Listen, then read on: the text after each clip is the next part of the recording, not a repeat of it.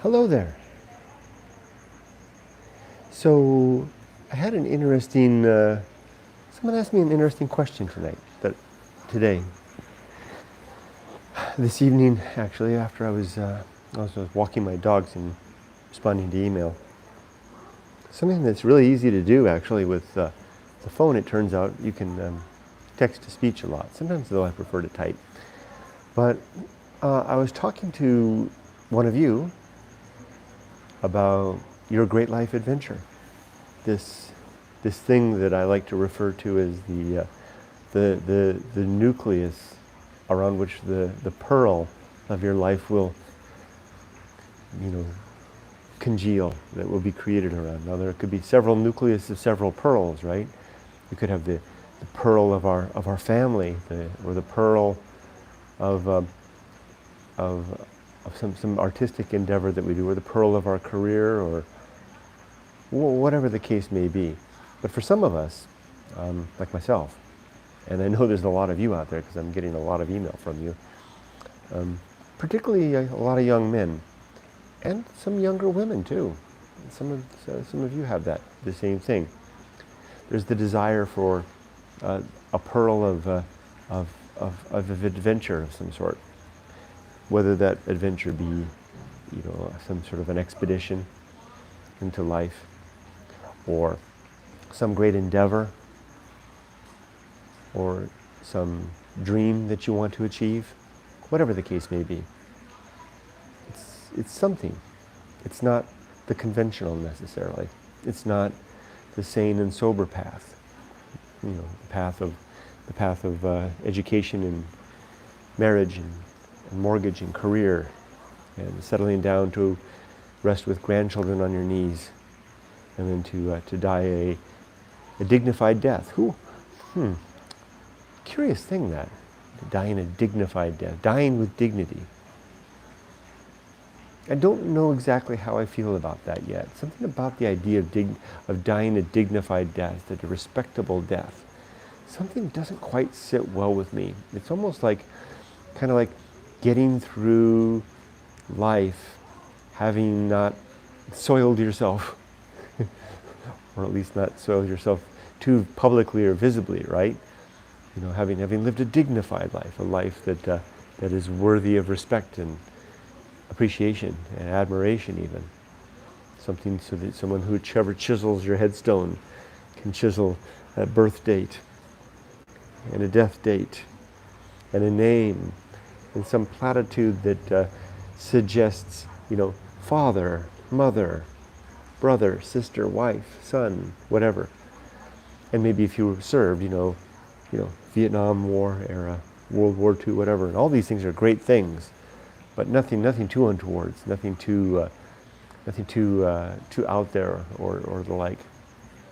How come when we go to the graveyard, it's so rare that you actually see any headstones that say anything other than what is usually expected? I think the answer is simple, because the headstones are made by not by the persons that have died, but by those who follow, and those who follow typically want to give them the accolades that are expected, and as a result we end up with one tombstone after another, reflective of a very vanilla existence, when there's a lot more to those headstones. There's a lot more to the people under which those headstones reside, or to which those headstones memorialize them. So the question that was given to me was from one of you who wants to take off on a great life adventure, but finds yourself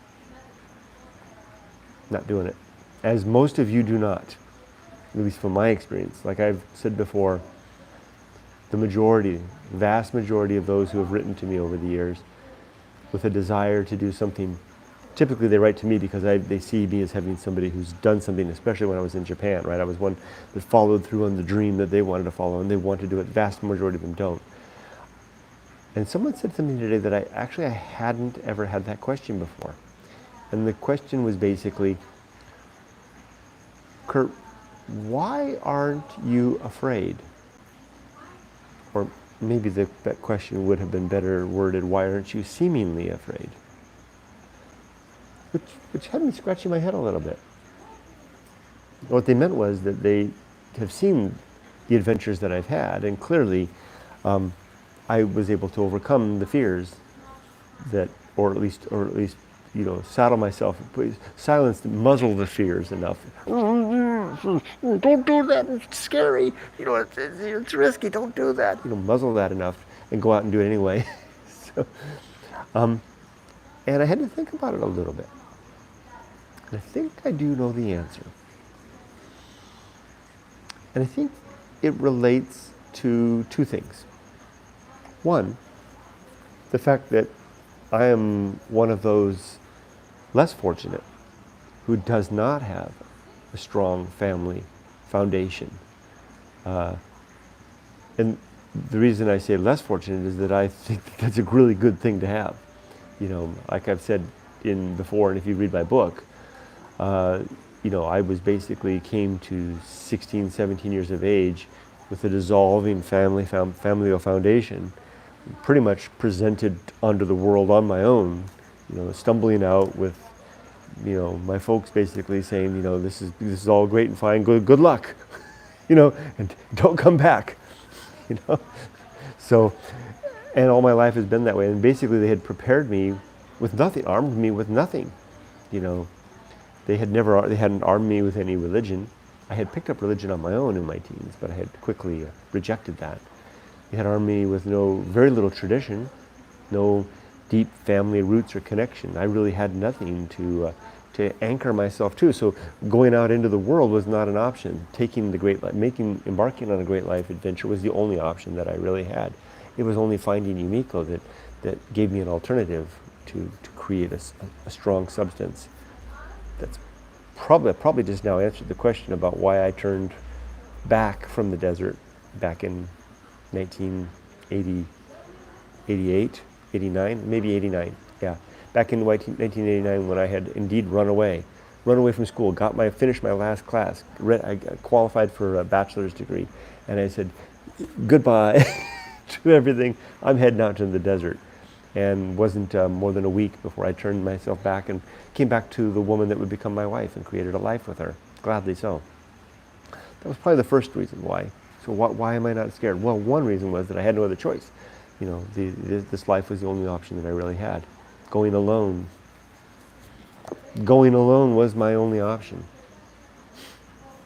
It's interesting how what goes around comes around. So I guess I would call that a negative. But I guess I would call also seems it was a positive, because it's a little bit like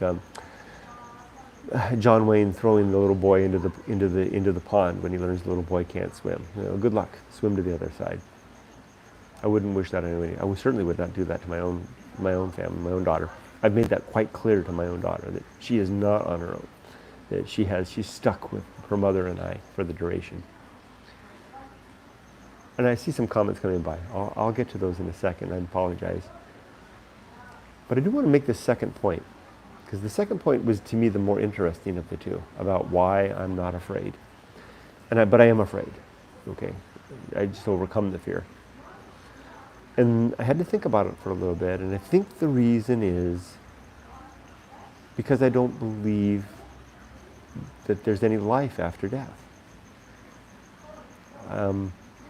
Like I've said in previous videos, this is not a dress rehearsal. This is the performance. This is the event. Although it's a performance that is not contrived by anything but biology and chemistry, but here I am.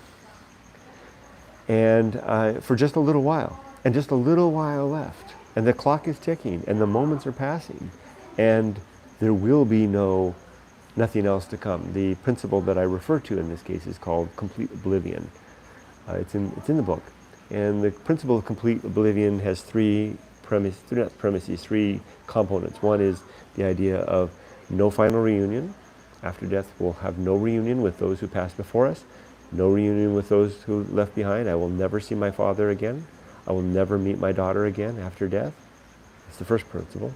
The second principle is no final reconciliation. Anyone that I left with on poor terms, I'm afraid that those poor terms are forever. Fortunately, I won't be around, they won't be around to know it or suffer or worry about it, but that's the way it is. The third one is no final justice. No final reunion, no final reconciliation, and no final justice. If there is no God, then there is no God, there is no final arbiter of right and wrong, and no punisher of evil doings, and no rewarder of the good.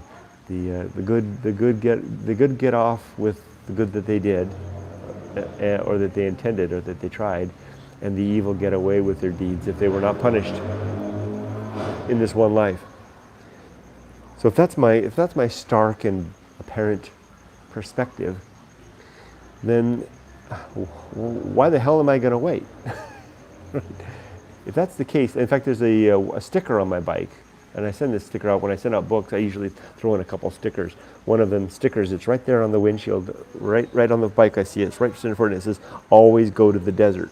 And it's my reminder that even though I'm scared, always go to the damn desert when I have the opportunity, because I won't have that opportunity very soon.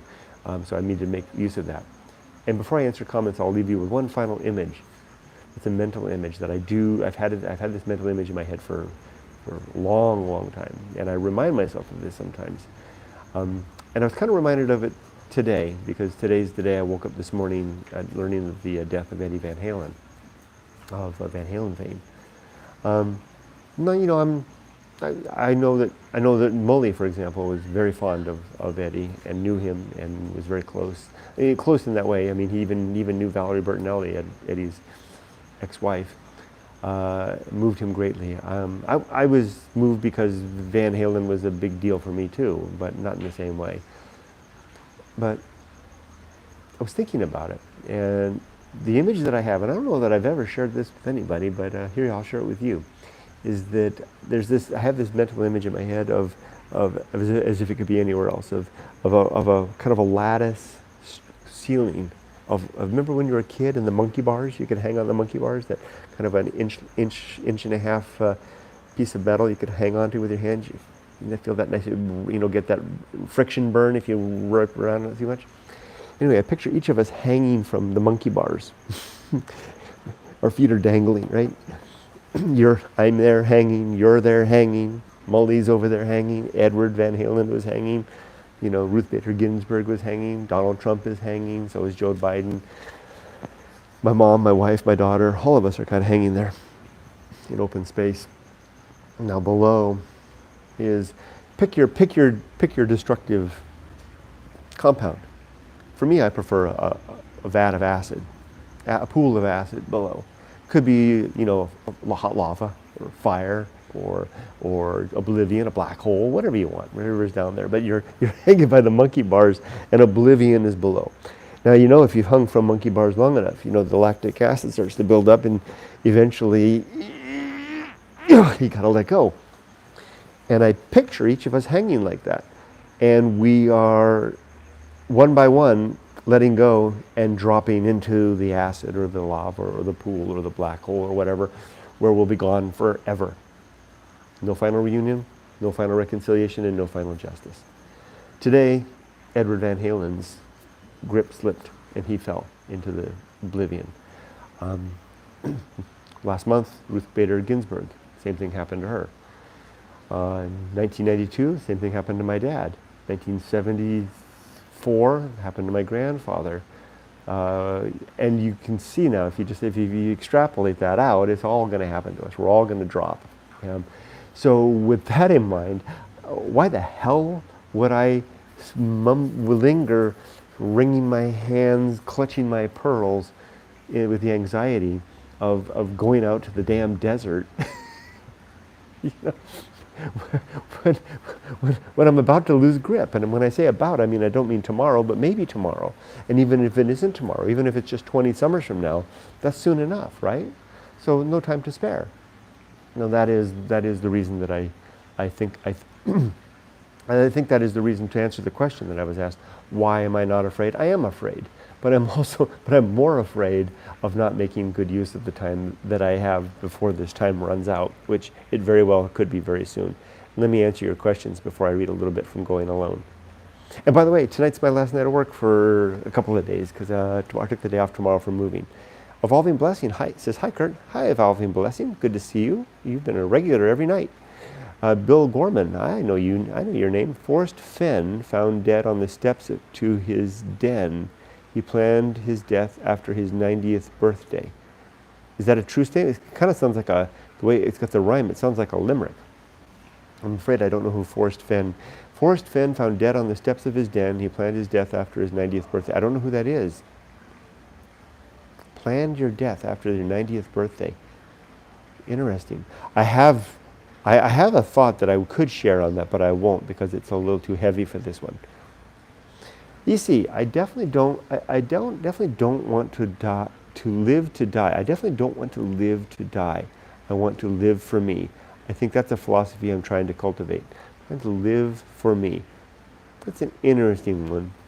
Do you get a lot of satisfaction out of living for you?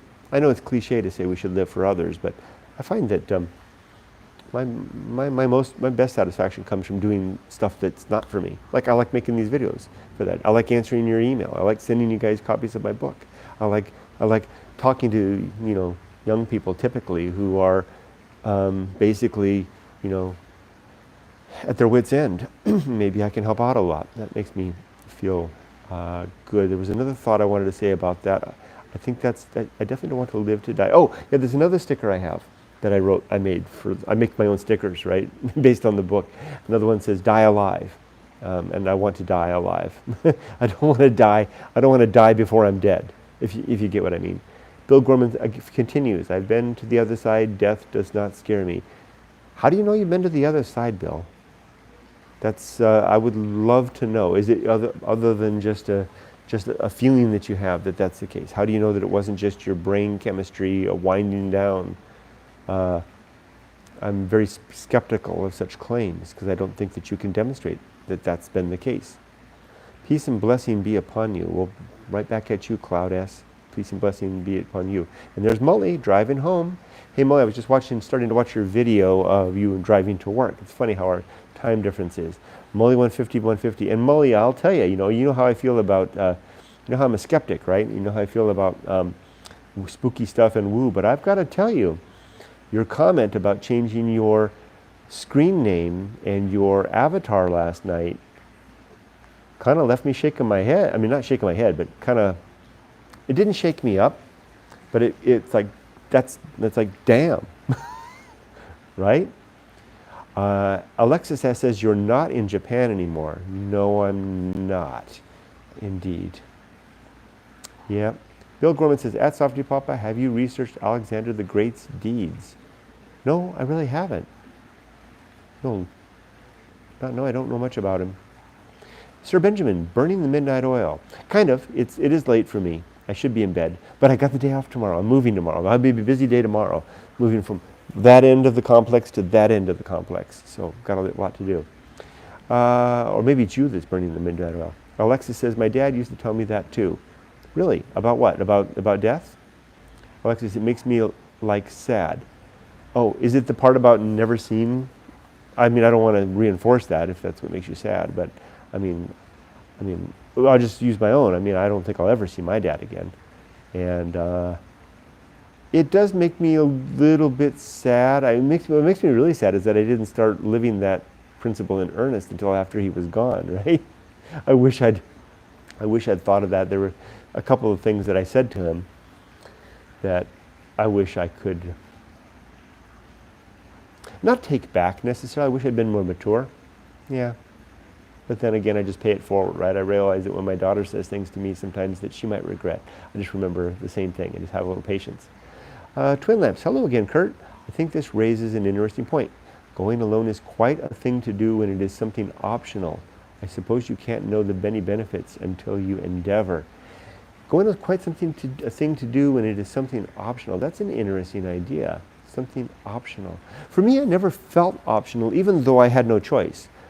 I felt compelled to do this thing. And I know that there are others out there that feel compelled as well, and it's almost like it's not optional. Like there's something in our biology that says, this is something you've got to do. And one of you I was emailing with this week, we were talking about how it may be something in our, especially in the male biology, right? To the hunter-gatherer days when something compels us to say, I wonder what's over that hill, right? I wonder if there's greener pastures over there or fresh game or something. I'm going to go, guys, stay behind. I'm going to go check, right? I'm going to bring my spear and go check. And someone just went to the site from Taipei. Hello Taipei. Are you in the comments? Comfort in truth. That sounds like a Pink Floyd song. Reese says, hey Reese. Another one I've been getting an email from. Hi Kurt. Oh no, what did I miss? Just talking about death. Bill, what happened? Bill, what happened? Oh, I guess you got people's curiosity up, Bill, when you went to the other side. The desire is stronger than the fear. That's when right, Molly, that's when the balance shifts, right? Sir Benjamin, no karma for you, no karma for me. Well, I mean, I believe that karma. I don't, the idea of it. I don't think there's anything supernatural about it. I mean, but I do think that when you do good, you create an atmosphere in which good things might happen again, right? You're honest, thriftworthy, and you shave and bathe every day. People are going to want to be close and maybe do good things for you. Tanny says, hello, Tanny. Queen Booker, I know you. You're a name from I've been around for a long time. Thought I will never see enjoy my 9th grandchild that lives in an area of Japan, and he is soon to be 1. So, is there no chance you can see it? Clearly, I mean, if they're both alive, maybe there's some chance. I mean, I don't know. What the hell do I know, right? But I'm sorry to hear that. I hope you get a chance to do that. Lava. You, Sir Benjamin, you choose lava. Let's see, what would I choose? I wouldn't choose fire. I wouldn't choose acid.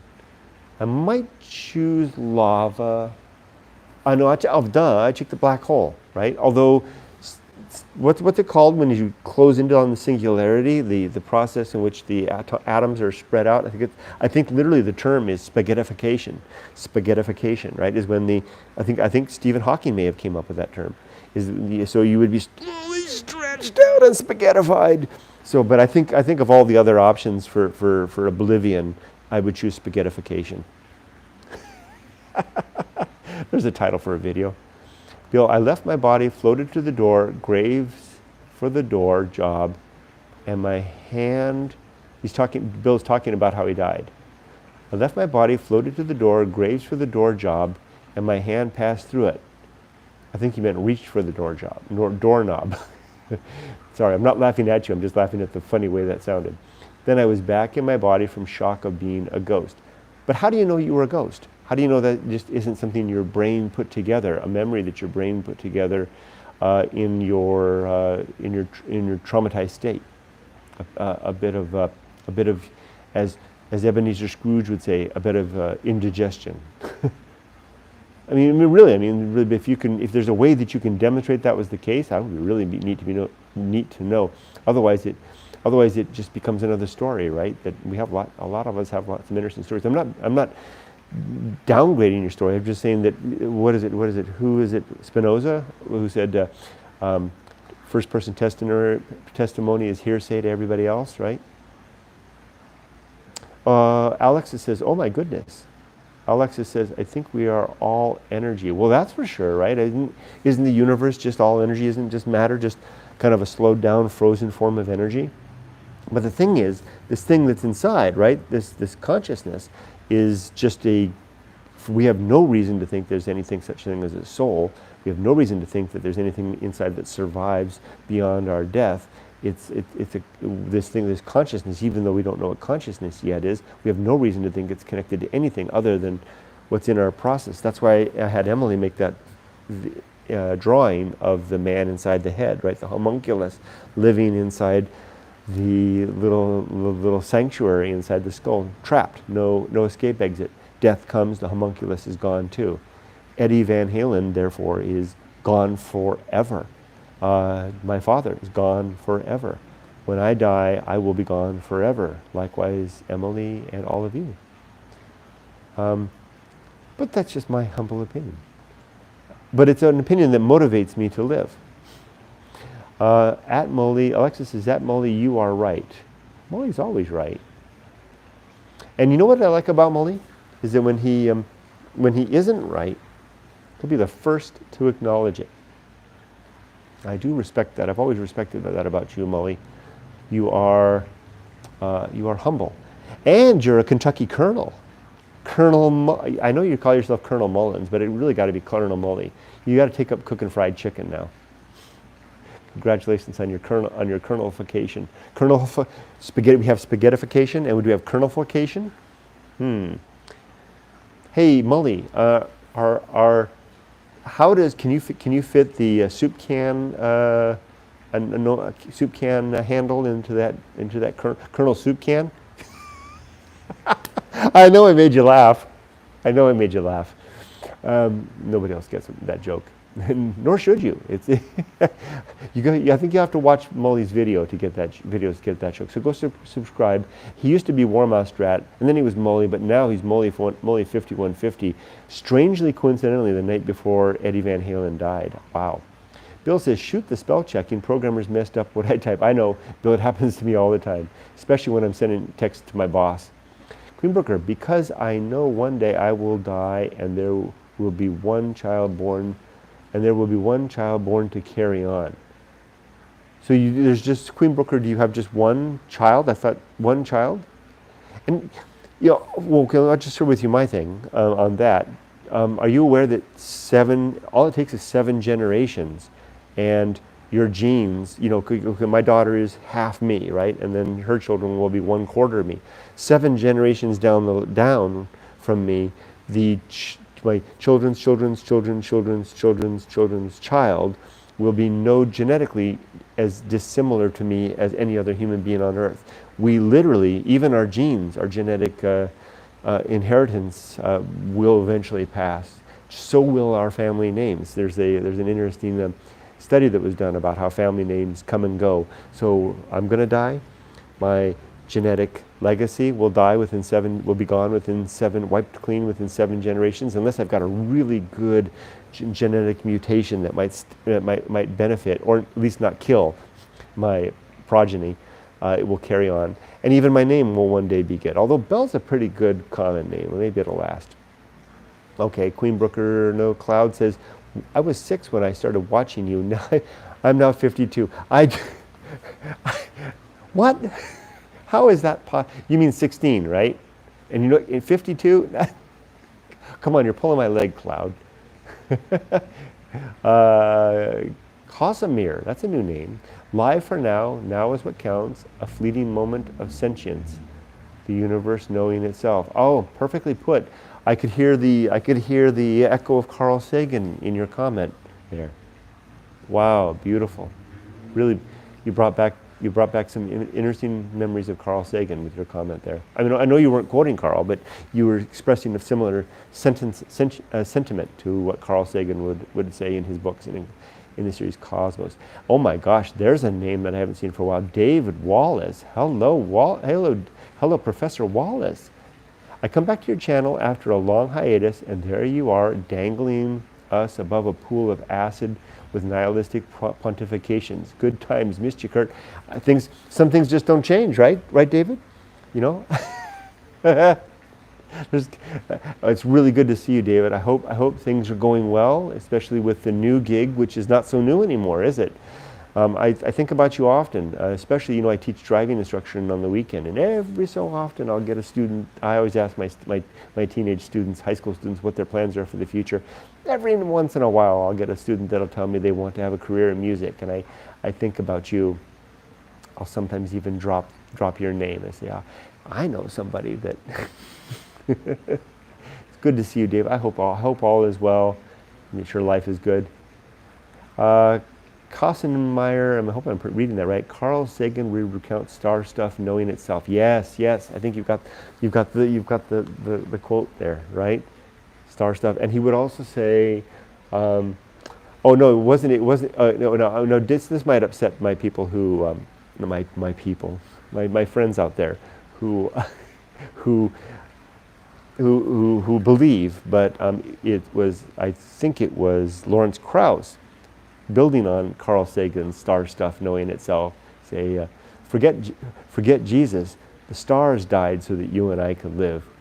Citing the idea of supernova explosions, or stars manufacturing from hydrogen and helium in successive compression layers of energy, all of the elements of the periodic table, including in the great supernova explosions, where the more complex elements such as carbon and potassium and oxygen, nitrogen, all the things that make up what we are, including in the very supernova explosion, elements like gold are created, spewing all that waste out into the universe to later form star systems that would then create planets, or have planets form and eventually lead to us. And I think it was again Lawrence Krauss talking about how the elegance of the fact that the atoms in my left hand and the atoms of my right hand may have come from different supernova explosions. So fascinating stuff. And I wasn't meaning to be disparaging of Jesus just then. I was just quoting his very, very apt, very much Lawrence Krauss's style to have that kind of cutting edge, apt, biting edge to him. It's funny how he's often seen as the funny one. when people like, which I think is far more gentle and mild, people like Richard Dawkins, but they're often seen as more like the bulldog. Twin lamps. To live before one dies. Anxiety is a huge thing, in my opinion, related to this. If you are crippled by anxiety, you may not be truly living, but merely existing. Well put, yes. So many crippled by anxiety, right? What is there to fear, really? I mean, oblivion awaits. Molly, strange, right? Yeah, was strange, Molly. Especially because I believe you. Now, I do believe it was just a coincidence. But when I die, and if I find out that I'm wrong, and I'm some way able to be cognizant of that fact, I'm going to say, oh, yeah, that thing with Molly and Eddie Van Halen's death. 2020 is just a wild one. Sure enough, Sir Benjamin. EC. Yeah, I've struggled with mental health most of my life, but I am finally coming through the other side. Sorry if heavy. No. Heavy's what we do.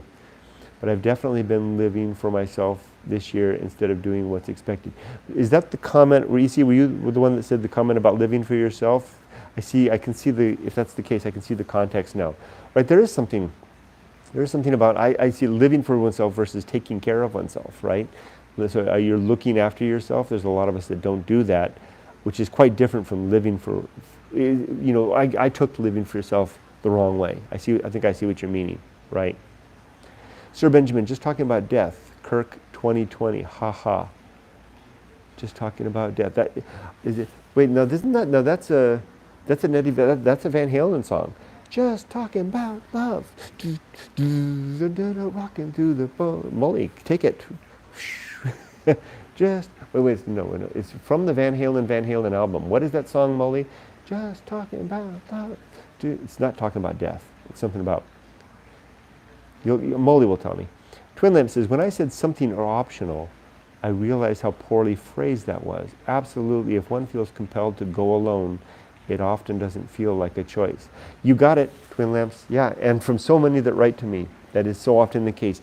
It's so often phrased in such an interesting way. There's one person that I know will probably see this video that I'm corresponding with right now, and he describes it so well. He's in a really good situation, great woman, great life, having a great life adventure, living in one of the best places you could possibly live. All of it's going for him, right? Except he feels this compelling need, just like I do, to go alone. And it's a curious thing. And the more and more I start to realize that there are just some of us that are just compelled to that lifestyle. And if we don't do it, it doesn't shut up. It just gets louder. It's like it's trying to muffle something inside of us. Alexis, are you a professor? I like listening to you talk. It's very soothing. I'm not a professor, although I used to be a teacher with Molly. He and I used to teach. We would teach. Remember Molly? He always taught the little kids, and I taught the bigger kids. He taught like the kindergarten. Oh, good God, kindergarten. He taught the first through like the fourth. You taught first through fourth grade, right, Molly? And I taught fifth, sixth. And then we both taught kindergarten. Oh my gosh. Molly, do you remember how we used to both, and I'm not getting down on my former employer. I'm blessed my former employer. Wonderful, wonderful people, wonderful, wonderful place. But do you remember, Molly, you and I would teach that one kindergarten class side by side.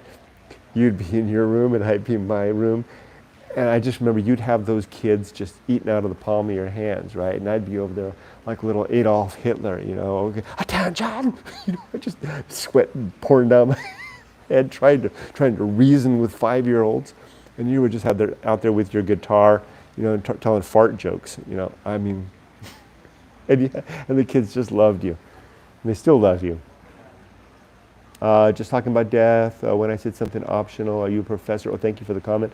Twin Lamp says, sometimes it is easier to stay in a comfortable situation if you have it, but often others don't. This is making me think a lot. It hurts, LOL. Awesome. Painful thoughts. Painful thoughts. Bill Gorman, I know that's not what you meant. You didn't mean painful thoughts, but the ache of thinking about these things. I enjoy that ache. Bill Gorman says, my body was cold when I returned to it. I'm not doubting. Well, I guess I am doubting it, Bill. I'm not trying to take away from that. I'm just saying from the position I'm in, I would need more than your word, right? It's like if someone came down and told me that they had been taken up into an alien spacecraft. It's an interesting story, but I'm not going to believe you until you show me the alien technology that you snatched off the shelf when they took out the rectal probe before you stuffed in your pocket beforehand to prove that it really happened. Are we just turning machines? I think so. I think that's all we are. Worse than that, I think we're just very complex chemical reactions. Worse than that, I believe that I now believe, and this will be news for you, Dave, unless you've watched my videos or seen my books lately, which I don't think you have. I no longer believe we have free will. So I believe that we are nothing more than complex. We are bags of chemicals without any free will, that when we die, we're gone forever. It's the only chance you get. You better make the best of it while you're here, because oblivion awaits. Bill Gorman, Eddie lives on YouTube. Yes, he does. Molly says, please share this. When I first came to Japan on vacation, I was standing on the veranda looking across the rice fields, and I had just an overwhelming feeling. My mom was here too. I looked at her and I said, I think this is where I'm supposed to be. So, you never told me that story, Molly. Was standing on the veranda looking across the rice field. Okay. Are you suggesting there was some supernatural element in that? That your spirit I know your mom's still alive and kicking. No pun intended, because she's a dancer, right? Get it? But are you suggesting a supernatural component there? You and I will have to have a session of the bench to get to the bottom of this. And I do agree that is where you are supposed to be.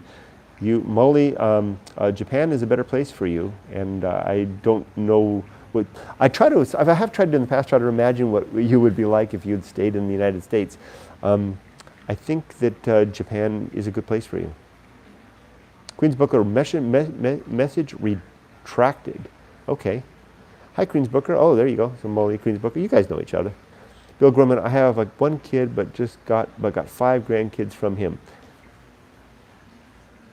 Awesome, Bill. LOL, until you collapse. Hey, Molly, Queen Booker says. Joseph Harrison says, wife and I watch so many softypapa videos.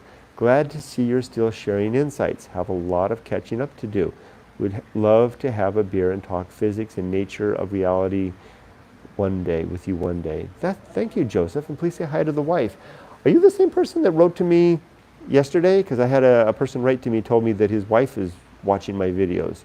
So it's pretty rare that I get couples that do that. Usually it's one person, usually a dude, watching my video with some wife looking over, or girlfriend looking over, saying, why the hell are you watching that? So say hi to your wife, Joseph, and if you're ever in Irvine, come on up and see me sometime. Wink, wink. You'll get the Mae West reference, right? Okay. Oh, Molly, I was watching Smokey and the Bandit the other night on TV. Man, oh man, that's Sally Fields. Gee, they just don't make them like that anymore, do they? Dreamberries the Speedrunner. That's an awesome name. Okay. Speaking of awesome name, I noticed that they're on Twitter tonight. Instantly, there was a new account called the fly on Mike Pence's head. Where do these things come from? It had like 40,000 followers within 5 minutes of the event. Alexa says, I feel that way too, Molly, before when I'm in love. Yeah, there's something about being in love. Dreamcatcher, the speedometer says, speedrunner says K, LOL. There's someone with a Japanese name, Desu, Nantoga Des. Did your daughter get around to keep watching the hidden playlist of videos you made for her? I've shown her a couple once in a while, and she was like, where did these come from? And I said, well, I've got a hidden playlist of videos that I made for you. and I've also got a channel. I do have a channel that I created for her called Softy Balloon. That has, and there's another channel called Ringing Tree that is family videos, and Softy Balloon is all videos that Emily made. How's it going, David Hodges says? I'm doing well, thank you, David. David, I think I responded to some comments to you on YouTube today that you had left a long time ago. So don't be surprised if you see some old responses, some old comments from me on some old responses from you. Are there really 31 of you out there listening to me ramble on? Dreamberry the speedometer. You have a good way of doing comments with one word. Okay. I'm a speedrunner. Well, are you one of those persons that runs like this? That's pretty cool. I'm not dissing on you, because that's how speedrunners run, right? Kind of, because it's like a horse trotting really fast. In Minecraft, you're a speedrunner in Minecraft. How do you do that? Yes, awesome. XT, smart, nice. Bill says, I live in the middle of nowhere in my RV.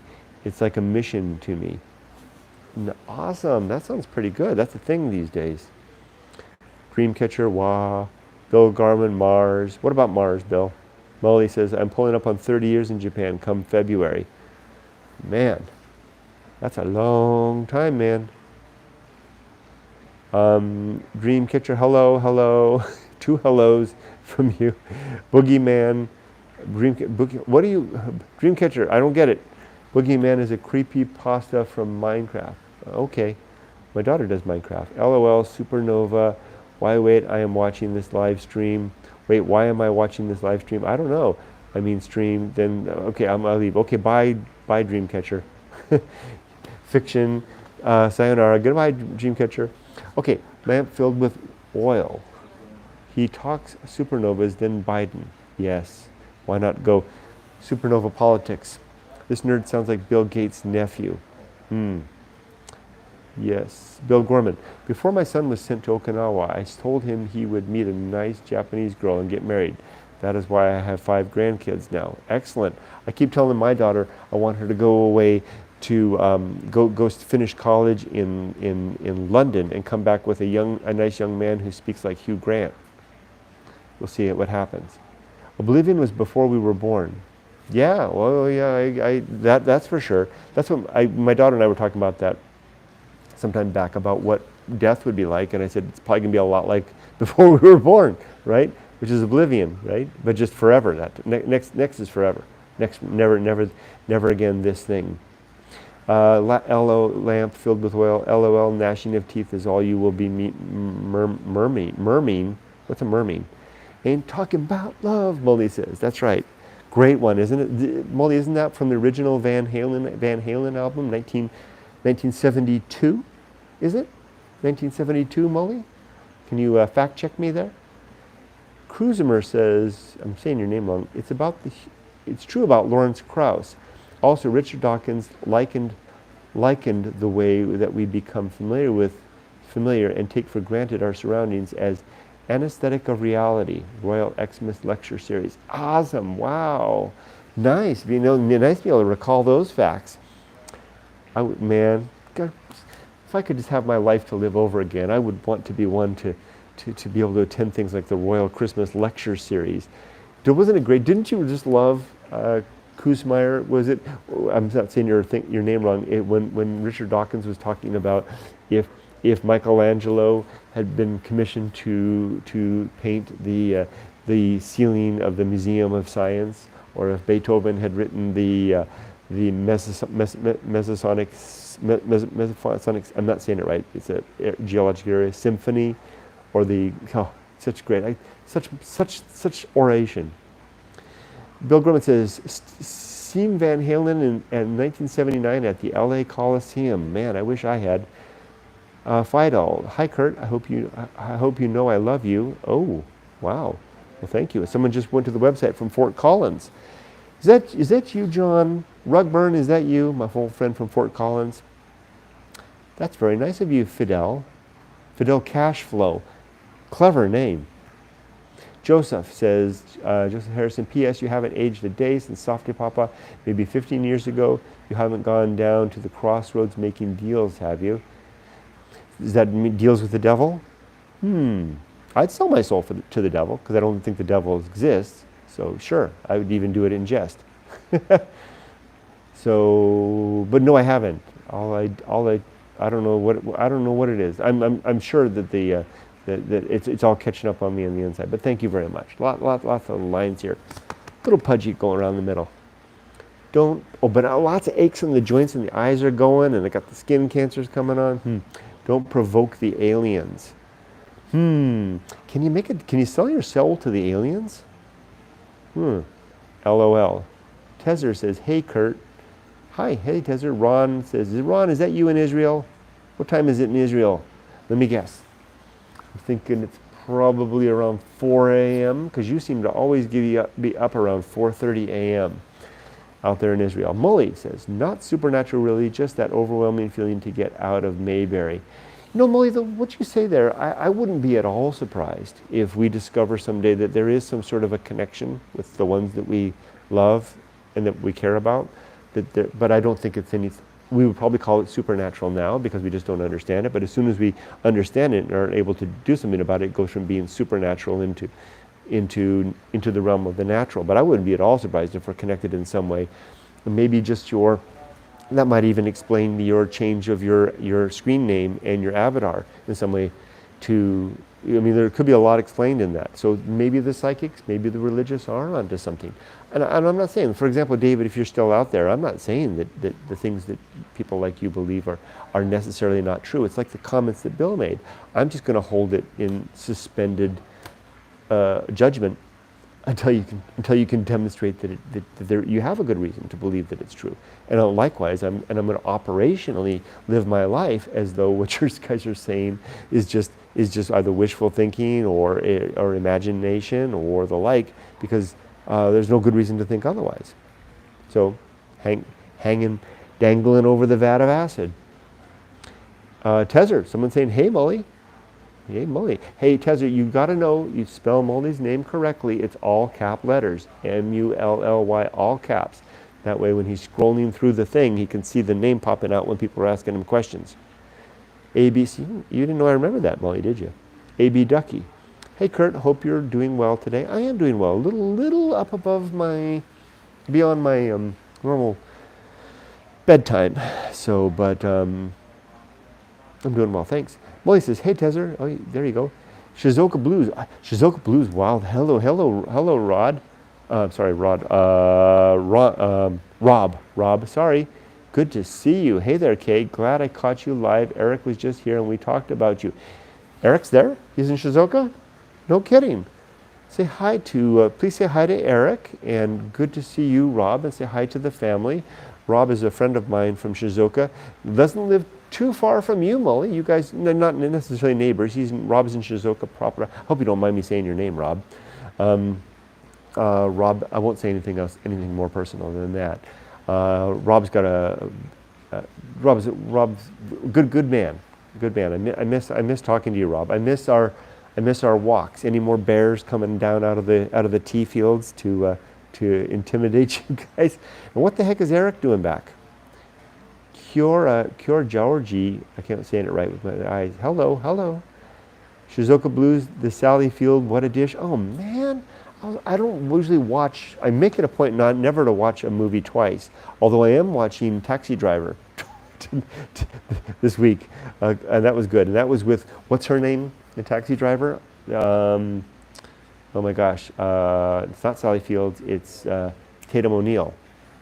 Man, but she was only like 14 in that movie. But Sally Fields, there's legal, and you can go on Molly's Molly's, I think your blog page, you got that one picture with you superimposed, squeezing Sally Field's butt. Molly, good stuff. Molly, there ain't no way you came from my there ain't no way you got to say it right, Molly. I know you would say it right. There ain't no way that you came from my loins. As soon as now you go out and wait in the car while I go inside and slap your mother. Right? Molly, is that it? Did I do it? Bill says, I manifested the correct solution to Forrest Fenn's 40-pound treasure box. Oh, I know who you are, Bill. Yeah, you're the guy with the photos, right? And you got the treasure box that's hidden up in the mountains. My solution was he passes it in his will, then he was found dead. Treasure by Christmas. I used IM medications to find it. You're talking about the treasure box that's hidden in the mountains, right? I remember that. Bill, 31 is my number, my birthday. Awesome. So February 31st? Is that your birthday? I don't mean to be silly, sorry, it just kind of came dawned on me. Chico de Una says, hi Kurt, greetings from South Texas. I started to revisit your old Japan vlogs. No kidding, wow, thank you.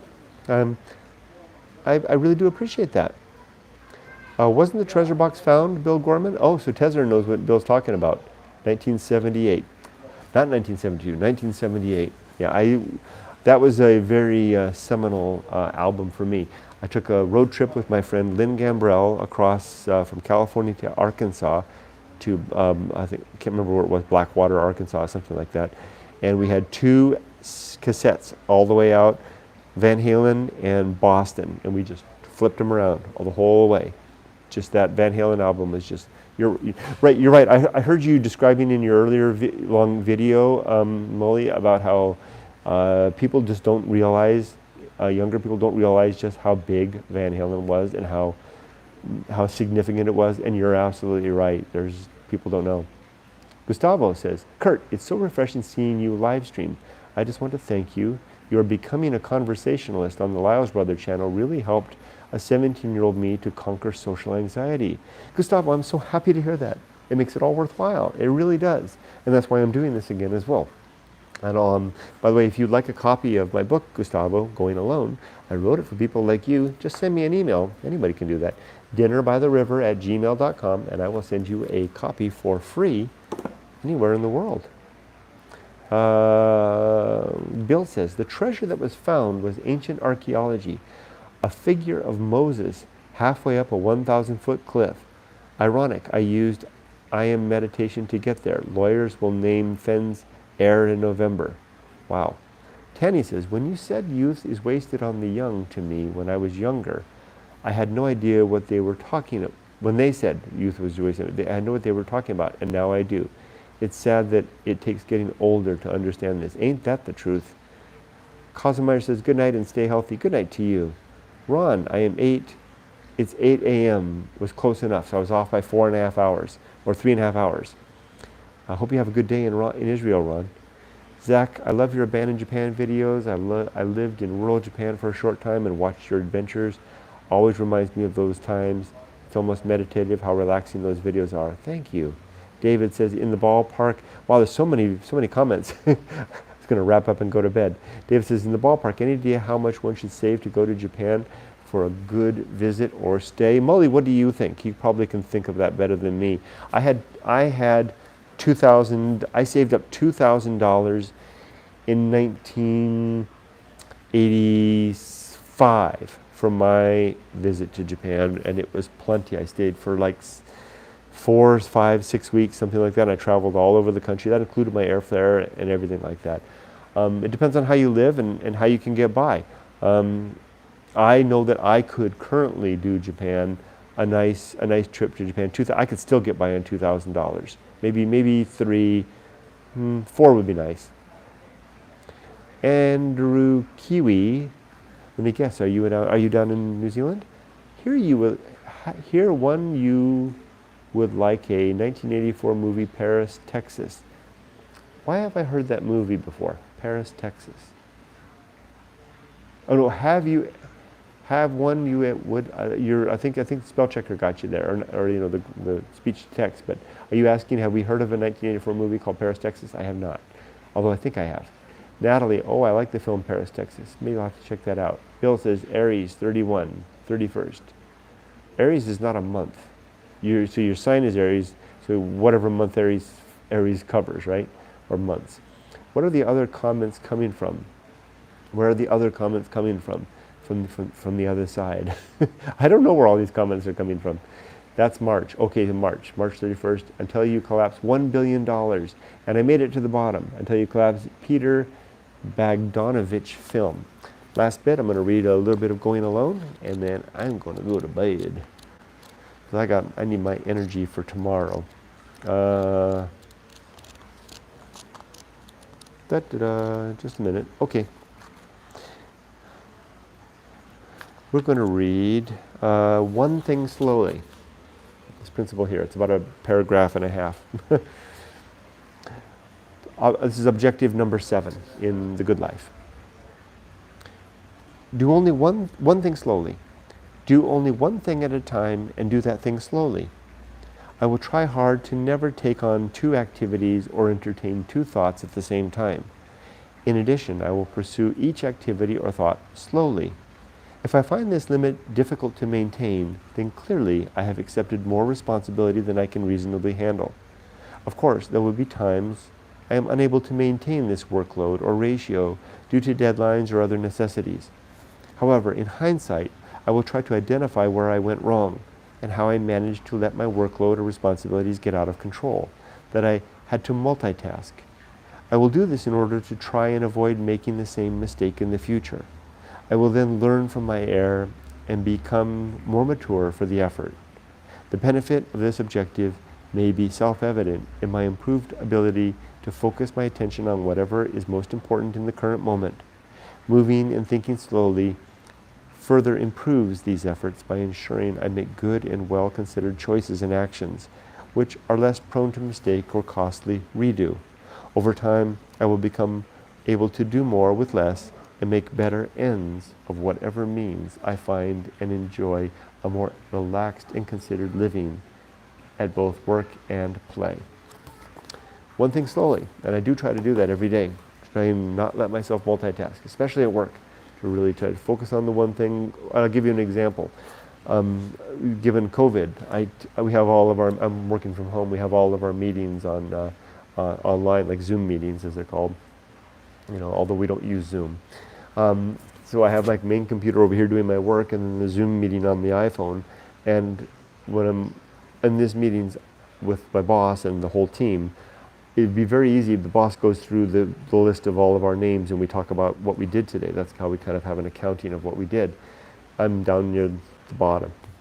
And it's about an hour-long meeting. It'd be very easy for me to multitask, to do other work while waiting for my turn. But I make it a point to not do that. To focus, to have the camera turned on, focus my attention, keep my glasses straight, listening attentively to everything that's going on, understanding what my coworkers are doing and what my boss says about that, and then when my turn comes to deliver my report and get the feedback that I need as well. It's really hard to do sometimes because I so much want to multitask, but it's a good discipline from other moments when distraction might want to take me away from the moment, and I really need to be focused. Let me wrap up the comments here, and then I'll go to Peter Bogdanovich film. Okay, Paris, Texas. I'm going to check that out tonight. Ron, Kurt, a very random question. When you wake up, what is the first thing you're doing or thinking? Haha, very interesting question. That's a really interesting question. I have a very strict morning routine. As soon as I wake up at 5:50 every morning, when I'm writing, like when I was writing the Stoic poetry stuff, I would wake up at 4 a.m. every morning because that would give me an hour and almost 2 hours to write. But now I'm not writing that anymore because that work is all done. And someone just went from Aurora, Colorado to the website. Welcome. So what I do every morning is I wake up at 5:50. The first thing I do is I get up, I grab my dogs, and I leash them up, and I step out of the house. And then as I walk out of the door, as soon as I walk out of the door, I'll lock the door. I say the Good Life meditation, and I go through the 7 principles 7 objectives and 27 principles. In the book, I list them out one by one. Someone's from Alexandria, Virginia. Is that Virginia? Welcome to the website. I list them off. I actually speak them out loud. I go like this. I say, okay, the Good Life Meditation. And as I'm walking the dogs, walking through this apartment complex, no one's around. And I'm talking to myself, okay, principle number 1, the development and maintenance of good and sound, principle number 1 is to be always ready to die. Principle number 2, cultivate good and effective use of time. Principle number 3, the development and maintenance of good and sound life principles. And I dwell on each one, one thing slowly. I say it and I think about it for a second. I say it and I think about it. And it takes me about 15 minutes to get through all, 30 odd objectives and principles. Then as soon as I'm done with that, I put my headphones in my ear, my wireless headphones, and I listen to a chapter of the Bible. Every morning, one chapter of the Bible, bang, bang, bang. I've been doing that for years and just march right on through. And as soon as I'm done with that chapter, I turn that app off. I stop that app. I used to read the thing, but now I do it when I'm walking. And I think about the chapter. I reflect on a couple of things. I reflect on the story that's being told. This morning I was reading 2 Samuel 18 was the chapter I read this morning, where King David is his son Abimelech Abimelech was killed in this particular chapter, and so I read it, I think about it, and then I apply my instruments of reason at it. I ask myself, critically, is there something in here that how does this weigh up against what I know about the world? What supernatural claims are there in here? What is it that's interesting? Why do other people find this compelling? And how does this fit into the larger context of things? That takes me another good 10, 15 minutes to read the chapter, listen to it, read it, and then reflect upon it. And then after that, usually my walk is done. And then I go inside and I have a shower in the morning. I have 2 showers a day, one at night and one in the morning. It's just what I do. And then I have my breakfast. My wife and I dueling breakfast makings in there. And my first meeting every morning, 7:30 in the morning, I have a first meeting with one of the teams, project manager. So the DHD team, we get together at 7:30. My wife's still cooking breakfast over there, eating her breakfast, and I'm in my first meeting, and that's my day. Let's see, any other questions here? Thanks for asking that question. I enjoyed answering that, Ron. Natalie says, I don't think I have seen anyone mention that film, LOL. Paris, Texas. I'm going to check it out. Speaking of films, if anyone can figure this out, I discovered, Siberia, California, the place where I do all of this. Siberia, which this photo was taken actually not in Siberia. This is out by, it's actually Black Mountain in the book. There was a movie made at Siberia. I've tried to find it, but I can't seem to find it. Let's see. Anyone mention that film? Okay, One Thing Slowly, then read Alexander's Deeds. Wait, did I miss anything? Okay, here we go. Kurt, very good. One Thing Slowly, then read Alexander's Deeds. Okay. As a primer, and didn't Alexander the Great, or no, it was Caesar that wrote his own biography, wrote his own information, right? Joseph says, as a primer to our beer chat, you once remarked that observing the most distant regions of the universe is peering back in time, approaching the origins of the universe, in other words, Big Bang. Now ponder, and you're going to continue, I think. Yay, caught another live. Yes, you did, Maddie. Good to see you. Andrew Kiwi says, yes, you met me in November 2015 at a takeout, LOL. Here? At a takeout here? It's happened a couple of times since I've been here. I've had people come up and talk to me like that. In fact, one guy, get this, I don't know if you guys remember, there was a long time ago when I was in Japan, a filmmaker came and I took him up to a shrine. He brought a nice red camera, what it's called, a really expensive camera. And he outside of a Japanese supermarket here in Costa Mesa, he came out and he said, Kurt, do you remember me? He's a big time filmmaker now. He's got like a big film studio here, and he gave me his card and he said, come see my studio, Kurt. And I lost the card. So if you see this, I can't remember your name. I'm so sorry. I'm just so bad about these things. But I'm so proud of you. I'm proud, the old man talk, and I'm really happy for your success. I would love to come see your film studio. I'm sorry that I lost your card. And so, Andrew, I'm sorry if I don't quite remember, outside of a takeout here? Was it take out here? Joseph says, how did we get ahead of that light to observe it? Understanding that faster than light travel violates special relativity. That's an interesting question. Okay, how did we get ahead of that? So let's say that the universe is expanding, and let's say the star, maybe the light is, the universe is, what is it, 14.8 billion years old, and the light from that, you're seeing back to the very edge, right? So we're seeing back to but remember, but I don't think that what we're seeing, even as far as we see back, is not the edge of the universe. It's just as far as we can see back. I think there's still, speculation is that it still goes on beyond there. So we're seeing light then that is not 14.8 billion years old necessarily, but something below that. And if the universe is expanding out, and you're right, what can happen? I don't know, I'm not a physicist. If it's expanding out, I don't know how, the light doesn't change, right? If you're on a spaceship and moving forward and you turn on a flashlight going forward, the light still goes 186,000 miles per second. Even if you were approaching the speed of light, the light still goes just 186,000 miles per second. Likewise, going back, there's redshift, but there's no change in the speed, right? I don't know. Ask Lawrence Krauss. Good question. We'd need more beer to figure that one out. And then you and me, Joseph, we will then win ourselves some Nobel Prizes. Natalie says, I wonder if I should mention a film. Please mention away. Natalie says, I'm a cyborg, but that's okay. Hey, hey, hey. Is that something from The Hitchhiker's Guide to the Universe? Is that the name of a film? Andrew says, meet up with me. You betcha, Andrew. Sure, I'll meet up with you. If you're in the area, come on down. Let's go over to the, right up here, the Marriott Hotel has a rooftop bar. Let's go sit up on the roof and order $20 margaritas and win ourselves a physics Nobel Prize. Natalie says, whoa, dude. Is that from Bill and Ted? Ron, it's quite funny because I used to read a chapter every day, every time I took my dog out until I finished the book. Very nice routine you got. It's a good use of time. You're talking about the Bible? Did you read, now Ron, I know you're in Israel. Were you reading the Pentateuch, the Torah, or would you go all the way through into the New Testament as well? Someone asked me today about why I stopped Freeway Bible Study. And I told them that the reason I stopped was because I realized I'd reached the end of the Bible. I'd reached Exodus 21. And I think any reasonable person, if you read Exodus 21, you realize you don't need to read any further.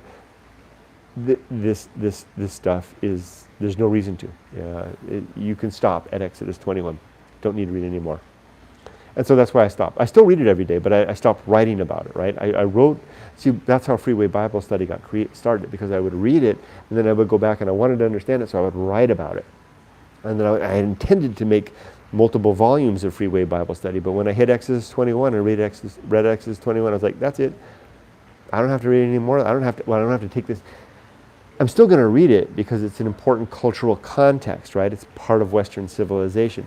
But I don't have to take this stuff seriously, because clearly it's not worth being taken seriously.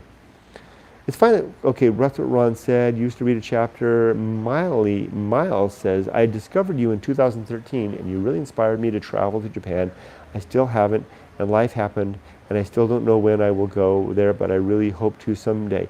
Miles, why don't you write to me? dinnerbytheriver@gmail.com. Let's talk about this. And if you don't have a copy of Going Alone, let me know. I'd be happy to send you one. Time's running out. You're dangling over the pit of oblivion. It's quite likely that you don't have a soul, and that when you die, you are gone forever. You're missing your every opportunity. Now, if you really don't want to do it, if that's the case, then so be it. But if you really do, then why wait? Bill says, Treasure Hunt Fenn said there was a word that is key, turned out to be the Word of God, the treasure box used to hold the Bible. Is it the Ark of the Covenant? Andrew says, yes, I phoned you up and we met at a takeout while your daughter was at a play.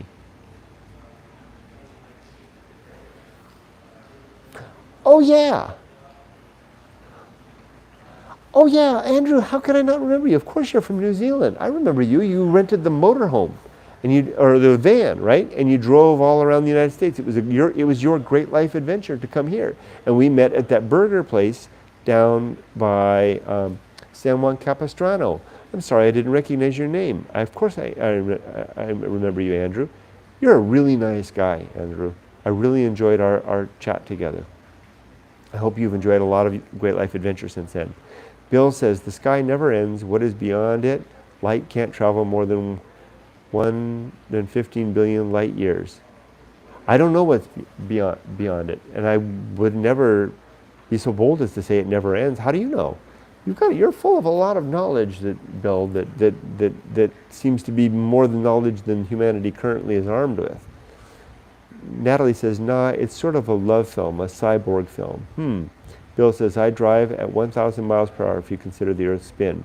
Yes, you do. I mean, we all do. And we sit at 1,000 miles an hour.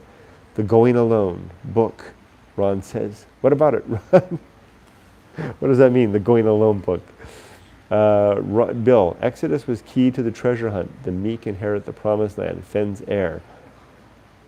William, what are some of your favorite books? All my favorite books are listed on, I've got a catalog of every book I've ever read. If you go to goingalone.org, my website, there's a link there called Kurt's Library. I think it's under like About, and then Kurt's Library, and I've listed everything. So I've also got my top recommended books are in the recommended reading section of my book, Going Alone. So I'll read to you just a few of them to answer your question. It says, and I have a little quote here from Seneca that says, you must linger among a limited number of master thinkers and digest their works if you would derive ideas which shall win firm hold in your mind. And I'll read the first 5. First recommended book is Walden by Henry David Thoreau. 2, Cosmos by Carl Sagan. 3, The Scarlet Letter by Nathaniel Hawthorne. 4, Meditations by Marcus Aurelius, the George Long translation. 5, the Enchiridion, I can never say that. The Enchiridion, sorry, there you go. The Enchiridion by Epictetus. So, and then follows a long list of Stoic and 19th century Romance writers, some of my favorites. You can see the list of all my favorite books on my website. What is it? Okay, more Android 11, more 11. That's a hell of a name. I'm like Mike, the one commenting up there. I also met you in 2013. You weren't just an inspiration, but a kind of escape for me. Escape as in escape? Your videos of Japan and your thoughts about life saved my days. Really? Wow. That is terrific. So 2013, that means we met in Japan. Before I escaped away myself.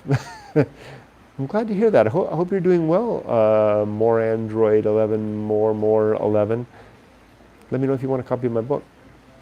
Twin Lamp Miles, I hope you can make it out here. What was supposed to be 6 months has turned into 4 years for me. Terrific. That's Andrew Kiwi says, that's right, LOL, you remember that I remember you. Miles says, sir, thank you. I will look into that book, Going Alone. This is great. I was pondering these thoughts lately. The what if we don't have a soul? And this is it. Thank you for your burst of insight. It's just a burst of speculation. I can no more prove that we don't have a soul than Bill can prove that he died, or that the universe goes on, or this empty space goes on forever. It's just okay. If there is evidence, there's not a scrap of evidence that we've got to sell. So every bit of exploration appears to show that everything that's going on inside this gray matter is connected, is within here, and nowhere else. And if there is some evidence out there, I would love to see that. So it's just I think a reasonable conclusion based on the pure lack of evidence, and the rest is wishful thinking. You know, I think that people dream up the afterlife as an escape. It's a way to get away from the things that they don't want to do now, right? I mean, it's great if you can imagine a nice theme park other world well, to borrow from Christopher Hitchens, one naughty, one nice. The nice for you and the naughty for all of those that you don't like. It saves us a lot of work in the here and now to make the life that we want. Ron, you asked what did I read, and you thought it was the Bible, but it was reading the Going Alone every time I took my dog.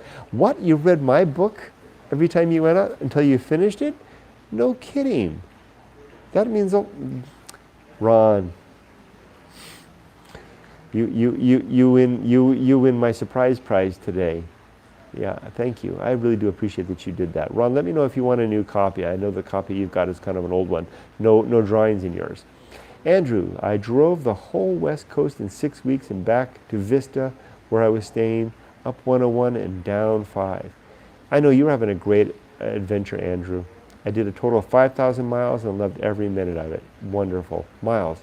I didn't know you, quotation marks, wrote this book. I would like a copy of the book. How can I purchase this? Well, all of you, if you want a copy of it, wherever Amazon will deliver, you can buy this on Amazon. Just type in Going Alone. It's on Amazon, and I think it's about $14 plus shipping, and or maybe if it's Amazon, it should be free shipping, and you can do that. But if it's not available to you, or you just want me to send you a signed copy, just send me an email. I'm glad to send you a free copy. Postage included. dinnerbytheriver@gmail.com. It's just what I do, because I ain't taking none of it with me, so I might as well do what I can with what I've done. Bill Gorman, the universe is a supercomputer. You're just full of these amazing claims, and I'm not saying you're not right, but where do you get this stuff, Bill? Ron, Kurt, it actually became a routine for me in the Going Alone page and wandering through your old channels in just some videos. It's been a routine for a good few years. No kidding, Ron. Wow, that's I thank you. I would love to talk to you sometime about what you found interesting in the book and compelling, because the book has I think a surprise upward twist at the end, but a lot of it is pretty much dangling from the monkey bars over a pit of lava. Hopefully you saw through that rather desperate vision to the good life that I propose at the latter chapter, and the new book that I'm writing titled The Good Life. A.B. Ducky, out of curiosity, and you don't have to go too in-depth seeing as you're trying to get to bed, but what makes you want to read and listen to the Bible daily? 2 reasons, and I don't mind sharing any questions, and I don't have to work tomorrow, so this is fine. 2 reasons. One, a Christian believer, friend of mine, more than a friend, my uncle, my last remaining Uncle Forrest, who I do love, and he's a good man, and he worries after my soul. And so he wrote to me and he asked permission to send me a Bible, and I said sure, because he worries after my soul. So he sent me this I got it in the mail, this big, ginormous, beautiful, like faux leather bound thing with my name on the front, Bible, the NEW, the New International Edition, NIE, New International Edition. I got that, and that thing sat by my bedside for a year and a half, just sitting there. I looked at it every night. I looked at it because I really appreciate it. Anything that winds up on my bedside is something that I take seriously, something that I want to remember about it. That's why Walden sat on my bedside forever. That's why Steinbeck's The Grapes of Wrath sat on my bedside. I would read a little bit every night. I've had other books on my bedside, The House of Seven Gables, Self-Reliance, a few others. Anyway, the Bible sat there like that. And one day I said, well, gosh darn it, if my Uncle Forrest was kind enough to give this to me, the least I can do is read it. Now, I had read the Bible before when I was a Christian, of course. In fact, it was reading the Bible that made me stop being a Christian. Deciding to read it front to back after finishing the darn thing and going, oh yeah, this is clearly made up, man-made stuff. So I decided to do it again. So the other second reason was, the historical context that it gives, especially because I like reading classic literature, classic English literature, of course, and English being English spoken, like 19th century American English, Dickens, Melville, things like that. And that stuff is rife with references, biblical references. And I love being able to understand that when they mention things, when they say things within the that makes sense in a biblical context. So that's the two reasons that I do it. Also, I guess there's a third reason too. If you guys are right, if Christ's message is a real message, then I certainly want to know. Although I certainly would not, if I discovered that message was true and that God was real and Jesus Christ was His only begotten Son and He did come to earth to relieve us of the weight of responsibility of original sin, I certainly would not worship. I would certainly not accept it. I would say no, thank you, but no, thank you. I will keep my responsibility. I don't want that gift. Please move aside, right? If you really are the creature of the Old Testament, the figure of genocide and of vengeance and of anger and of conceit, and then are also the creature of the New Testament of redemption for a failing that you created us to inherit, to borrow from Hitchens, creating us sick and commanding us to be well on punishment of eternal torment and damnation, then I don't want anything to do with that, and I will take hell, as in the words of Twain, heaven for the climate, hell for the company. So I hope for that I think I chose the long answer, didn't I? Let's continue on here. Okay. Out of curiosity, there we go, Ron, and go to sleep, Kurt. Yeah, I should. Molly, sorry I had to drop a deuce.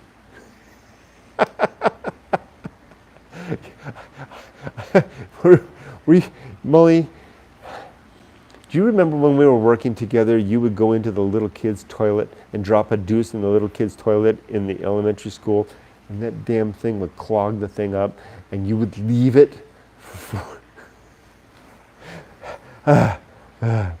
Joseph says, to write a book from scratch, you must first invent an apple pie.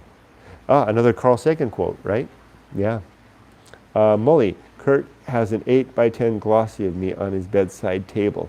No, I keep that 8x10 glossy of you stuffed between the mattress and the box spring, so my wife won't find it. Ron, we sure can have a talk about it, although there are many reasons why I had a connection with the book. I would like to talk with you about that, Ron. A.B. Ducky says, that makes sense. As a non-believer personally and having heard your views, it seems interesting to read or listen daily. Also, another reason, A.B. Ducky, I don't really have debates with people anymore. I don't, I rarely talk about politics, religion, or money with anybody anymore. And I pretty much left social media. Really, the reason I left social media, Facebook and was because it was a crappy use of time. I could do much better things like exchange email with nice folks like you, rather than keeping up with the latest political posts on Facebook and the like. But one of the things that I found is the rare times that I do actually have these discussions, I find myself well armed with facts and anecdotes from the Bible and stories and things that allow me to see the broader picture. I'll give you one example. There was not so long ago, I was actually talking with a family member, and about something, and they cited King David and God forgiving David for his sins, namely for killing. Basically, he mentioned it was just kind of a generic, the sins of David, that God was even willing to forgive David as the mercy that they would give.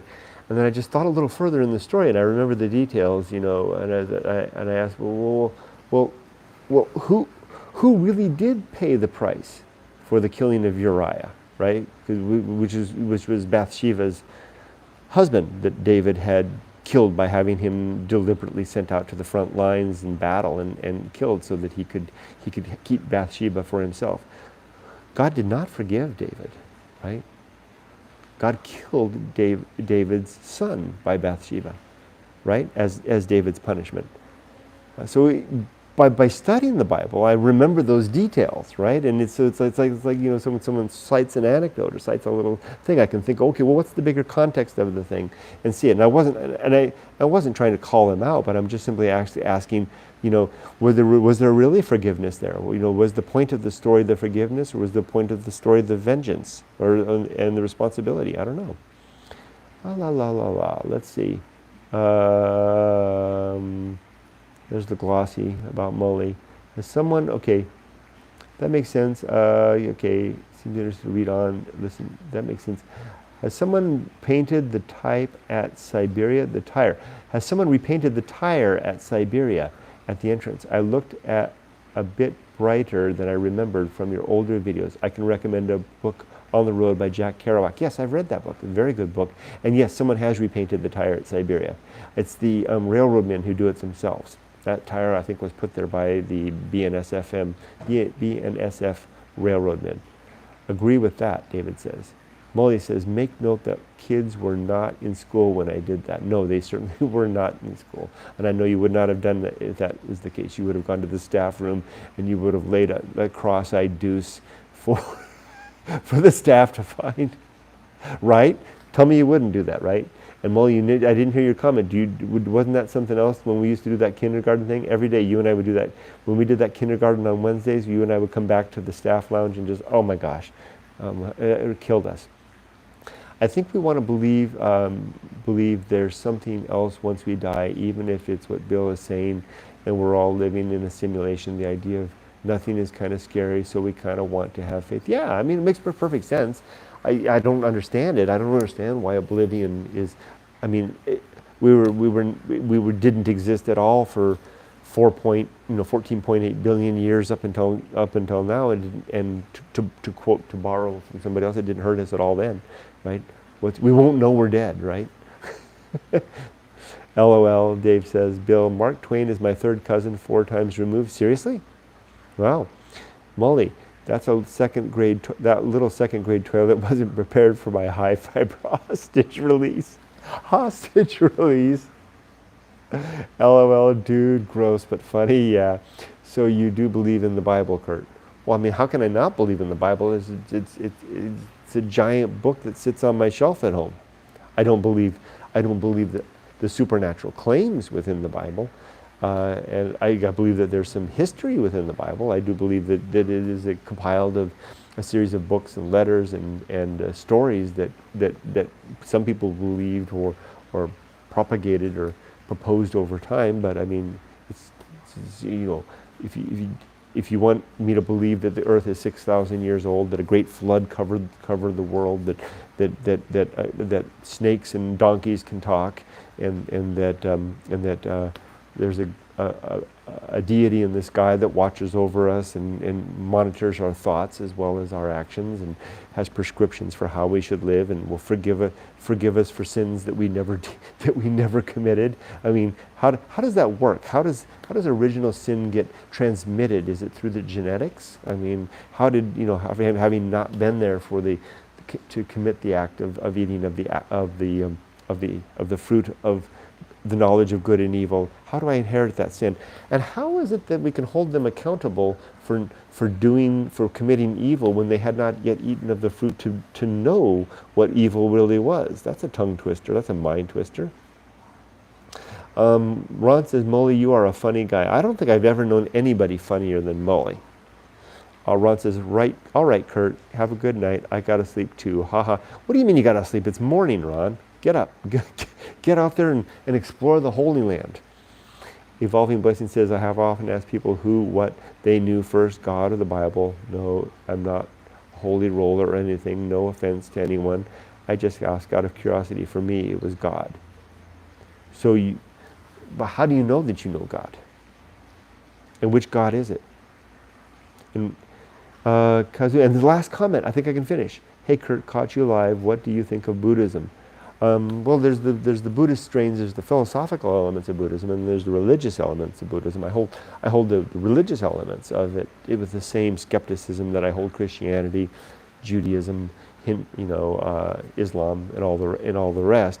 The Buddhist aesthetic principles of overcoming desire are very attractive to me.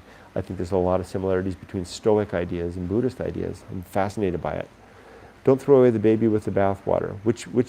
Hi Jonathan, which baby and which bathwater? And last one, I remember your video where you talked with that monk. He spoke English, if I am not wrong. Where did you learn in a spiritual sense from? Japan. Yeah, I remember that monk. That video is called Interview with a Zen Priest. Very good English, guy in my neighborhood, really a terrific guy, and we spoke English the whole way through, except right at the first I started speaking Japanese. Like some Japanese that can speak English, he's humoring me, right, until I suddenly realize, oh, this guy speaks English better than I do. Excuse me. 37 of you there. 90 minutes. I've been talking for an hour and a friggin' half. My wife's going to wonder what the heck happened to me. I'm going to say goodbye to all of you. Molly says, have a great rest of the night, Kurt. Hugs and kisses to the ladies. Yeah, you and I, Ron, you too. Ron, you and I need to have a chat. Like, remember how we used to have some chats last year, Ron? We should do that again. And you and I, Molly, let's set up a bench session if you like. Hey, I'm sitting at a bench right now. Maybe I'll do it here. Well, you are there, and I don't know how the technology works. If you know, because I know you do that sometimes with Dave. If you know how to do that, let's have a bench session. I would like that. Good night, Ron. I thought you went to bed. Get out there and explore the Holy Land. Twinlets, take care, Kurt. Good night. Good night. Good night. Good night. Peace. StreamYard. All right. It sounds like another name for poop. Okay. Good night, everybody. Have a great night. And be safe, but not too safe.